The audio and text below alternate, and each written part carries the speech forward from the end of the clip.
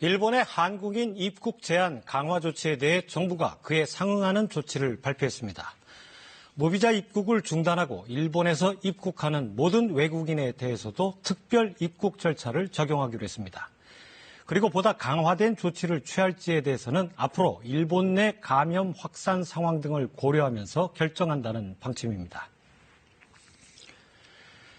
일본이 한국인에 대해 무비자 입국 중단과 14일 격리 조치를 발표한 것은 그제입니다. 정부는 이를 사실상 입국 금지 조처로 받아들이고 전례 없이 주한 일본 공사와 대사를 연 이틀 불러 항의했습니다. 한국 정부가 다소 격한 반응을 보이는 것은 양국 간 충분한 협의 없이 일본 정부가 일방적으로 결정하고 통보한 데 따른 것으로 보입니다. 여기에 코로나19에 대처하는 일본의 방역 체계가 우리보다 훨씬 부실한데도 전격적으로 초강수 조치를 들고 나온 데 대한 실망감으로 해석됩니다.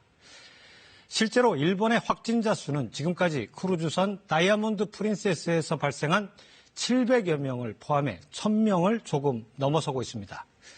이 수치는 일본 국내에서도 믿기 어렵다는 말이 나오고 있습니다. 최소 3배에서 최대 10배까지도 가능하다는 게 일본 국내 전문가들의 예측입니다. 그도 그럴 것이 우리가 13만 건을 넘게 검사한 데 비해 일본은 아직 10,000 건에도 미치지 못하고 있기 때문입니다.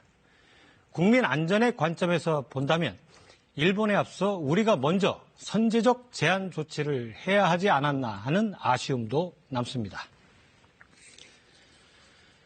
그간 강경조처에 대한 우리 측의 수차례 자제 요구를 일거에 무시한 일본의 일방적인 외교는 절차적인 하자가 분명 있어 보입니다.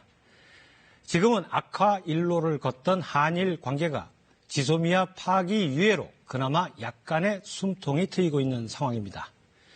객관적인 사실과 의학적인 분석에 입각해서 한일 두 나라가 다시 머리를 맞대기를 기대합니다.